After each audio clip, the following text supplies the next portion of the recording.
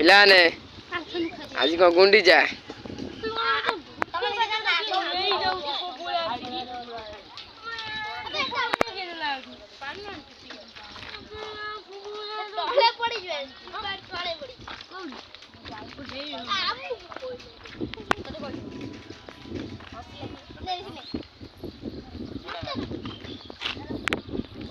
ରଥ କରିଛ? ପଇସା ନେଇ କଣ କରିବ? ଇଷ୍ଟ ହବ। କଣ ଖାଇବ? ଚିକେନ କଣ କହୁଛ?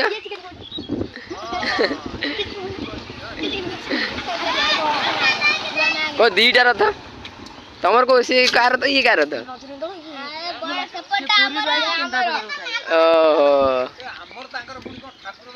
ଠାକୁର ତ ତାଙ୍କର ଆମର ତାଙ୍କର କଣ?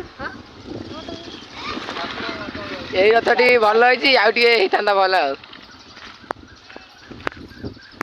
ହଁ ଆଙ୍କର ଯେ ଭଲ ହେଇଛି।